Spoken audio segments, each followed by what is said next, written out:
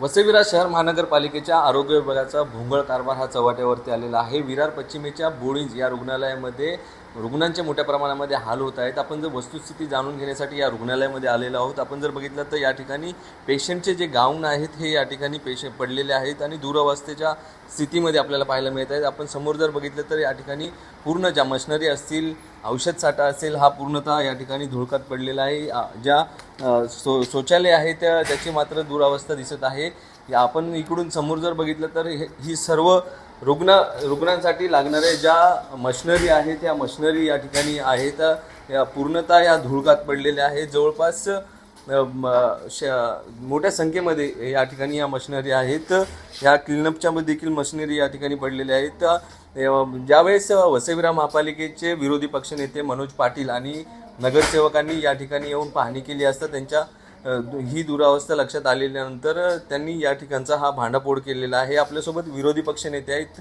Sir, काय सांगणार, कशी अवस्था आहे, कशा पद्धतीची या ठिकाणी परिस्थिती आहे? आज सकाळी आमचे सहकारी आणि आरोग्य समितीचे सदस्य असलेले जितेश राऊत आणि हितेश जाधव हे या ठिकाणी पाहणी करण्यासाठी आले आणि त्याच्यामध्ये आपण जर बघितलं तर ते पाहणी करायला आल्यानंतर त्यांनी बघितलं ते ज्या वेळेला ICUमध्ये त्यांनी पाहणी केली त्यावेळेला त्यांच्या हे लक्षात आलं की त्या ठिकाणी ICUच्या जे लोक आहेत म्हणजे ICUच्या पेशंटला साधं बेडशीट किंवा त्यांना चादर नाही, त्यांना जो गाऊन असतो ICUच्या पेशंटला तो गाऊनही नाही।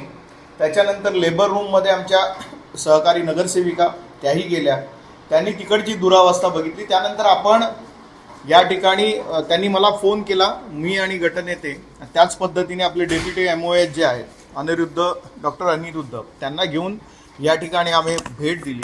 आता तुम्ही बघत असाल या ठिकाणी गाऊनच्या गठ्ठे पडलेले आहेत, बेडशीटचे गठ्ठे आणि चादरचे गठ्ठे गोडाऊनमध्ये पडलेले आहेत, पण लोकांना बाहेरून स्वतःच्या घरून चादर आणि बेडशीट आणायला सांगतात। त्याच पद्धतीने या ठिकाणी बेड पडलेले आहेत, चांगले बेड आहेत। आता DM पेटीटमध्ये आपण बघितलं मागच्या वेळेला अशी एक घटना घडली की आमची एक गरोदर भगिनी, तिचं वजन थोडंसं जास्त होतं 100 किलोच्या आसपास, तर ती बेड तुटला आणि ती पडली। या ठिकाणी नवीन बेडची अवस्था बघा, अत्यंत वाईट परिस्थितीमध्ये हे सगळे बेड ठेवलेले आहेत। ह्या इकडे एवढ्या मोठ्या खुर्च्या आहेत, परंतु ज्या वेळेला खाली पेशंट औषधासाठी किंवा रुग्ण आपल्या नातेवाईकासोबत येतो त्याला बसायला कुठलीही व्यवस्था नाही, अशी अवस्था आहे। आपण तिकडे बघितलं तर शेकड्यांनी ऑक्सिजन कॉन्सन्ट्रेटर पडलेले आहेत, ज्याची किंमत महापालिकेच्या याच्याप्रमाणे जवळपास 1,06,000 रुपये आहे। अशा किमान 100 मशीन, डॉक्टरांच्या सांगण्याप्रमाणे किमान 100 मशीन त्या ठिकाणी धूळखात पडलेल्या आहेत। या ठिकाणी आपण बघितलं तर प्रोजेक्टर आहेत, जवळपास 15 ते 16 प्रोजेक्टर असे मशीन पडलेले आहेत आणि हे सगळं विना वापर पडू नये। आमची अपेक्षा एवढीच होईल की तुम्ही याचा वापर, आता हे बघा, हे सगळे ह्या ज्या मशीन आहेत याची पण किंमत जवळपास 40-50 हजाराच्या आसपास असेल। याचं 1,06,000 तर एकाचं मशीनची किंमत आहे। डॉक्टरांच्या सांगण्याप्रमाणे जवळपास 100च्या वरती हे आहेत, म्हणजे 1 कोटी आणि हे सगळे जे आहेत म्हणजे जवळपास 2-2.5 कोटीची मालमत्ता या ठिकाणी धूळखात पडलेली आहे। महापालिका जर वापरू शकत नसेल तर महापालिकेने किमान याचा लोकांसाठी, सर्वसामान्य लोकांसाठी, जे आमचे अस्थमाचे पेशंट आहेत, त्यानंतर आमचे जे वृद्धाश्रम आहेत त्या ठिकाणी सिनियर लोकांना त्याची ऑक्सिजन कॉन्सन्ट्रेटरची गरज लागते, आजारी लोकांना, त्यांच्यासाठी त्याचा वापर करायला पाहिजे। आपण हे बघा, ही स्टेशनरी बघा, म्हणजे ही स्टेशनरी अशा पद्धतीने छापली गेलेली आहे की या रुग्णालयामध्ये त्यांच्या डॉक्टरांच्या म्हणण्याप्रमाणे 6 महिन्याला जवळपास 5,000च्या आसपास लोक येतात।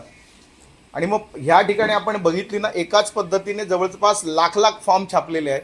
जर तुम्हाला वर्षाला एक 10,000 20,000 फॉर्म लागणार असतील तर त्याच्यासाठी 2-2, 3-3 लाख फॉर्म आणि हे असं सगळं छापून हा पैशाचा चुराडा नाही का?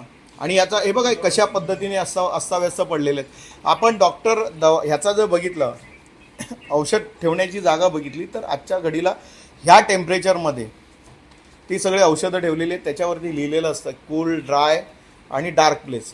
हे सगळा उजेड आहे, त्या ठिकाणी गरम जागा आहे आणि त्यामुळे त्या औषधाची जी काही कॅपॅसिटी आहे, त्याची जी पॉवर आहे ती कमी होण्याची शक्यता आहे। आम्ही सकाळी आलो, आम्ही डेप्युटी MOHला या संदर्भात सांगितलं, त्यांना एवढीच विनंती केली की ज्या तुमच्याकडे सोयी उपलब्ध आहेत त्याचा वापर किमान पेशंटसाठी व्हायला पाहिजे, पण ते होताना दिसत नाही. हे फार मोठं दुर्दैव आहे. आणि आत्तासुद्धा आम्ही आल्यानंतर आता हा जवळपास 7-8 तास झाले, त्याच्यानंतरसुद्धा हीच अवस्था आहे. त्या ठिकाणी आपण बघितलं असेल तर एक्सपायर्ड औषधं जी आहेत ती भिंतीच्या कडेला फेकून दिली. ज्या वेळेला ते प्रकरण उघडकीस आलं DM पेटीटचं, तुम्ही बघितलं असेल की प्रोटीनचे डब्बे जे लहान मुलांसाठी आहेत त्याची किंमत जवळपास 500 रुपये एका डब्याची आहे. तुम्ही किती डबे त्या ठिकाणी पडलेले आहेत, एक्सपायर होऊन पडलेले आहेत. हे प्रोटीनचे डबे त्या मुलांना दिलं असतं, त्या मुलांची तब्येत सुधारली असते. शेवटी आज महापालिका जवळपास 90-95 कोटी खर्च हे आरोग्य व्यवस्थेवर करत आहे. पण हे आपण बघत असेल अशा पद्धतीचे कोट्यावधी रुपयाचे जे मशिनरी, हे तर एक एक्झाम्पल आहे. अशाच पद्धतीने नालासोपारा असेल किंवा अन्य ठिकाणी अशीच परिस्थिती आहे की कोट्यावधीची मशिनरी, कोट्यावधीची साधनं ही धूळ खात पडलेली आहेत. आणि दुसऱ्या बाजूला आम्ही फक्त टेंडर काढतो, ते लोकांना वापरायला दिलं पाहिजे. म्हणजे आपण एक म्हणू ना की संवेदनशीलतासुद्धा इकडच्या अधिकारी आणि कर्मचाऱ्यांमध्ये दिसली नाही. बेडशीटवरती म्हणजे बेडवरती बेडशीटच नाही, तो माणूस असाच झोपलाय, ICUमध्ये झोपलाय आणि बेडशीटच्या गठ्ठेच्या गठ्ठे पडलेले आहेत, चादराच्या गठ्ठेच्या गठ्ठे पडलेले आहेत. आणि मोठ्या संख्येमध्ये या ठिकाणी रुग्ण येत असतात आणि त्यांची ही दुरावस्था पाहता आता याकडे आपण कसं पाहतो? नाही बघा कसं आहे, आता तुम्हाला आश्चर्याची एक अजून बाब सांगतो. असं कळलं आम्हाला की शनिवारी या ठिकाणी कमिशनर साहेबांनी भेट दिली. आता कमिशनर साहेबांनी भेट दिली तर त्यांनी खालच्या फ्लोअरला कमिशनर साहेबांना घेऊन फिरवलं की वरच्या फ्लोअरला कमिशनर साहेब आलेले, ते काय कळायला मार्ग नाही. पण कमिशनर साहेबांची भेट होण्या अगोदर किंवा भेट झाल्यानंतर तिसऱ्या दिवशी जर ही अवस्था असेल, आम्ही ज्या वेळेला आलो प्रचंड धूळ होती या ठिकाणी, तिन्ही फ्लोअरला धूळ होती आणि ICUमध्येची अवस्था खूप वाईट होती. म्हणजे ICUमध्ये आपण काय करतो की शक्यतो सगळ्याच हॉस्पिटलमध्ये तुम्ही बघा, तुम्हाला घरचे कपडे घालू देत नाही, ते घरचं काहीच आणू देत नाही. जेवण पण अनेक ठिकाणी तुम्हाला ते देतात का, तर बाहेरून येणाऱ्या वस्तूंमध्ये इन्फेक्शन असू शकतं. ICUमधलेला असलेला पेशंट त्याला इन्फेक्शन होऊ नये म्हणून चादर असेल किंवा बेडशीट असेल किंवा गाऊन म्हणजे जो काही आपला कपडे असतील हे हॉस्पिटल देते. आज या ठिकाणी कपडे सोडा, तुम्हाला बेडशीट आणि हे जे आहे चादर आहे हे पण बाहेरून आणायला सांगतात. ते पेशंट ऑन कॅमेरा सांगितलं त्यांनी की आम्हाला हे बाहेरून आणायला सांगितलं. त्याच पद्धतीने आमच्या ताई गेलेल्या लेबर रूममध्ये महिलांसाठी बघायला, तर त्या महिलांनी सरळ सांगितलं की आमच्याकडून पैसे घेतले. कशाचे पैसे घेतले, कुठल्या कारणासाठी पैसे घेतले, तर त्यांना विचारलं तर नाही चौकशी करतो, मग आमच्याकडे 10 आया आहेत, 12 आया आहेत, त्यांच्यापैकी कुणी घेतले. मी काय अंधाधुंद कारभार आहे. ICUमध्ये किमान 2दा डॉक्टर दिवसातनं जातात, त्यांना हे दिसलं नाही की बाबा बेडशीट नाही आहे, चादर नाही आहे, त्यांनी कपडे घातलेले नाही आहेत. मग त्यांनी चौकशी केली का की बाबा काय आहे की नाही, गोडाऊनला स्टोअरला काय आहे की नाही, याची चौकशी नाही. आमचे नगरसेवक येऊन या ठिकाणी सगळं गोडाऊन खोलून त्यांना दाखवतात की साहेब हे बघा. आणि डॉक्टरांना म्हणजे ह्या ठिकाणी जे अधिकारी, मागणी आहे आपली, आपण ही दुरावस्था बघितलेली आहे, गांभीर्याची परिस्थिती आहे.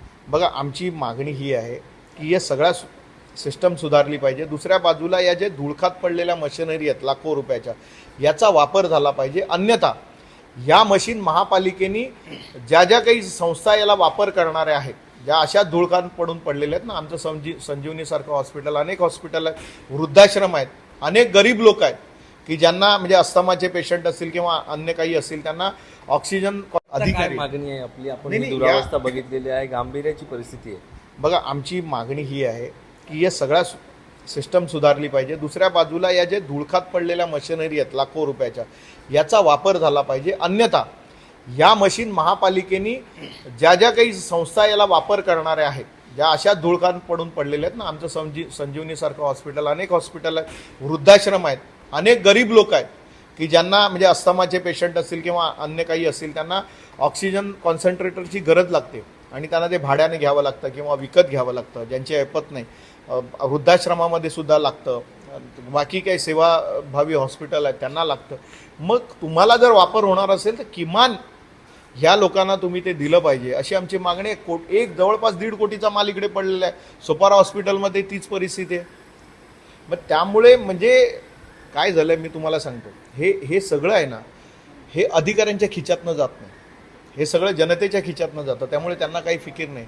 ज्या दिवशी कमिशनर साहेबांनी ना हा नेग्लिजन्सच्या संदर्भात जो जो अधिकारी याच्यामध्ये दोषी सापडेल त्याचा पगार कापायला सुरुवात केली ना, मी तुम्हाला सांगतो 1 महिन्यात सिस्टम सुधारेल. कारण त्यांच्या खिच्यातनं जाणार आहे. आता हे सगळं खिच्यातनं जाणार नाही आहे ना, याची बिलं काढायची आहेत. बिलं काढल्यावर काय होतं ते तुम्हाला सांगायला नको. त्यामुळे नवीन खरेदी करायची, नवीन बिलं काढायची आणि हे करायचं. त्यामुळे ही सिस्टम तातडीने सुधारली पाहिजे आणि कमिशनर साहेबांनी या सगळ्या गोष्टी लक्षात घेतल्या पाहिजेत. त्यांनी स्वतः या ठिकाणी व्हिजिट देताना हे जर गोष्ट त्यांनी कर्मचाऱ्यांनी अधिकाऱ्यांनी त्यांना दाखवली नसेल तर ती दुर्दैवी आहे. तुम्ही काय सांगणार? तुम्ही या ठिकाणी पाहणी केल्यानंतर हा पूर्ण प्रकार बाहेर आला. खरं म्हणजे ज्यावेळेस आम्ही पाहणी केली त्यावेळेस परिस्थिती एकदम बिकट आहे आणि आजही ती परिस्थिती आहे. मुख्य कारण म्हणजे जर तुम्हाला सांगितलं तर खरं म्हणजे ह्या हॉस्पिटलला फायरने परवानगीच दिली नाही आहे. जर एखादी आग लागली तर फायर सेकंड एक्झिट नाहीच आहे. मला इकडे आल्यानंतर डॉक्टर आणि काही कर्मचाऱ्यांनी सांगितलं की महापालिकेकडे ते वारंवार मागणी करतात आहे की बाबा फायर एक्सटेन्शन याचं अप्रूव्ड करा आणि आम्हाला परवानगी द्या. पण महापालिका काय सांगते, तुम्ही सेकंड त्याचं एक्झिट तयार करा. तर महापालिकेला ते वारंवार पत्रव्यवहार करत आहे, परंतु अजून काही झालं नाही. ही इकडे जर तुम्ही पाहिलं तर पाण्याची टाकी आहे. ही पाण्याची टाकी गेल्या 4-5 वर्षापासून साफच नाही झाली आहे. याच्यामध्ये मोठा गाळ हा जमा झालेला आहे. तर साफ काय नाही झाली की त्याच्यावर त्यांनी पत्रे टाकलेले आहेत, म्हणून माणसांना आतमध्ये जाता येत नाही साफसफाई करायला. अशी ही परिस्थिती. आणि जर अशा परिस्थितीमध्ये नागरिकांना जर सुविधा देऊ शकत नसू तर काय उपयोग आहे? या सगळ्यांच्या विरोधात आमचे गटनेते असू द्या, आमचे विरोधी पक्षनेते असू द्या, आमचे नगरसेविकाताई असू द्या व आम्ही आमदार साहेब, आमचे राजनजी आप्पासाहेब यांच्या नेतृत्वात आम्ही येणाऱ्या काळामध्ये ह्या सगळ्या समस्याला आम्ही मात करून जनतेला न्याय मिळवून देणार आहे. नक्कीच आपण जर बघितलं असेल तर या हॉस्पिटलची अतिशय दुरावस्था आहेत. आपल्यासोबत नगरसेविका देखील आहेत. ताई, तुम्ही काय सांगणार? तुम्ही आज सर्व महिलांशी भेटलेला आहात, या रुग्णांशी देखील भेटीगाठी केलेली आहे, चर्चा केलेली आहे. काय म्हणणं आहे त्यांचं? बघा, मी एक महिला आहे आणि एक आई जेव्हा एका बाळाला जन्म देते तेव्हा ती काय वेदनेतनं जाते ह्याची मला कल्पना आहे, कारण मी स्वतः या वेदनेतनं गेलेली आहे. आता एखादी आई जेव्हा सरकारी दवाखान्यामध्ये जेव्हा येते तेव्हा तिच्यामागे अनेक कारणं असतात. आपण त्या कारणांबद्दल चर्चा नको करायला. पण जेव्हा एखादी आई जेव्हा हॉस्पिटलमध्ये एका बाळाला जन्म द्यायला येते तेव्हा ती इथे स्वच्छता असावी अशी तर अपेक्षा करते की नाही. इकडे 5-5 दिवस त्याच आईची डिलिव्हरी झाल्यानंतर तिला 5-5 दिवस गाऊन दिले जात नाहीत. जे गाऊन इथे पडलेले आहेत तुम्ही बघू शकतात, ते गाऊन इथे दिले जात नाहीत. परत त्या बाळाला ज्या बेडवर ठेवतात त्या बेडवरच्या चादरी 5-5 दिवस कोण चेंज करत नाही. बरं, जेव्हा इकडे आम्ही त्यांच्याशी बोललो तेव्हा त्यांनी सांगितलं स्पष्टपणे की इकडच्या मावशी पैसे घेतात. हे कसले पैसे घेतात? बरं, महानगरपालिकेने या सगळ्या गोष्टींची सोय योजना करून ठेवलेली आहे. मग इथला स्टाफ ह्या पेशंटपर्यंत का या गोष्टी आणत नाही आहेत?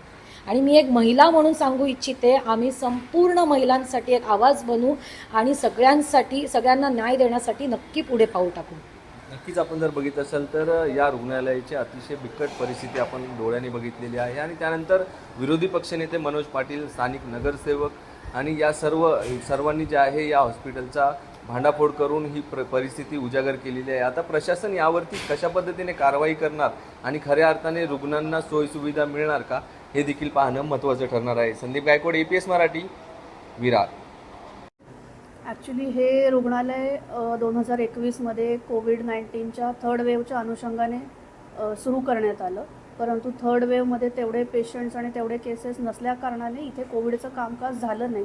परंतु हॉस्पिटल हे पूर्ण सेंट्रलाइज ऑक्सिजन कनेक्शन्स आहेत, त्यामुळे कॉन्सन्ट्रेटर वगैरे त्याची गरज इथे पडली नाही. ते पूर्ण वसई विरारसाठीच इथे मागवले गेलेले आहेत आणि ते सध्या वापरात नाहीत, त्याची गरज नाही. तर त्याच्यासाठी आम्ही पत्रव्यवहार पण केलेला आहे की इथून ते मूव आउट करून जिकडे गरज आहे तिकडे द्यायचे किंवा कसं काय, पण तो डिसिजन आमच्या लेवलचा नाही आहे. हेड ऑफिसशी आम्ही पत्रव्यवहार केलेला आहे. आता ही जी मशिनरी आहे, ही मशिनरी किती दिवसापासून आपल्याकडे पडून आहे आणि याचा वापर कुठे होऊ शकतो? ॲक्च्युली ही जी मशिनरी आहे ती म्हणजे कोविडच्या अनुषंगाने हे रुग्णालय सुरू केलं तेव्हापासूनच इथे आहे. म्हणजे ह्याची ॲक्च्युली मागणी वगैरे असं काही गेलं नाही. हे सगळीकडे समान डिस्ट्रीब्युशन केलेलं आहे आणि जिथे ऑक्सिजनची जास्त गरज आहे किंवा कोविड-19 सारखं जी सिच्युएशन आहे ज्याच्यामध्ये खूप जास्त प्रमाणात गरज पडते अशा ठिकाणी इथे वापरू शकतो किंवा आपण इक्वली डिस्ट्रीब्यूट करू शकतो अशा हॉस्पिटल्सना, सेंटर्सना जिकडे त्याची गरज आहे. जे स्टेशनरी मोठ्या प्रमाणामध्ये आहे आणि या रुग्णालयामध्ये महिलांना ऍडमिट असल्याचे नंतरचे जे कपडे आहेत, कारण इथं माता बालपण प्रसंग ते कपडे सुद्धा तिथे धुळतात पडले. हो, कपड्यांबद्दल असं आहे की ॲडमिट होणाऱ्या प्रत्येक रुग्णाला आपण कपडे देतो. काही जण त्यांना नको असतात ते कपडे, म्हणून ते घरचे कपडे प्रिफर करतात. त्यामुळे आपण सगळ्यांना नाही दिलेत आणि आपण फोर्स करत नाही त्याच्यासाठी. ठेवण्याची जी पद्धत आहे कशा पद्धतीने त्याला स्वच्छ करून आपण त्याचा स्टॉक हो, तो स्टॉक आहे. आता आपली वारंवार डिमांड असते, कपाटं आहेत, रॅक्स आहे, जे काय आहे. तर जसं जसं आपल्याला वस्तू येत आहेत आपण ते पॅक करून त्याच्यामध्ये ठेवत असतो. विरोधी पक्षनेते मनोज पाटील यांनी आता जी पाहणी केली तर या औषधांचा जो साठा आहे तो कूल टेम्परेचरमध्ये ठेवायचा असं ते मेडिसिन्समध्ये लिहिलेलं आहे, परंतु ते गरम भागात आहे. बरोबर. ॲक्च्युली जी डिस्पेन्सरी आहे ती ग्राउंड फ्लोअरला आहे आणि तिकडे एसीचं प्रोव्हिजन आहे. तर जे वापरात आहे, डिस्पेन्स करायचं आहे, ते आम्ही स्टॉक इथे ठेवलेला आहे. एक्स्ट्रा स्टॉक जो आहे तो वर आहे, तिथे सुद्धा एसीची डिमांड आम्ही पाठवलेली आहे. अजून ते इतके दिवसांपासून ते गरमीत आहेत आणि ही औषधं तुम्ही पुन्हा इथे येऊन रुग्णांना देणार तर ते धोकादायक वाटत नाही. काही एक्सपायरी ही आहेत.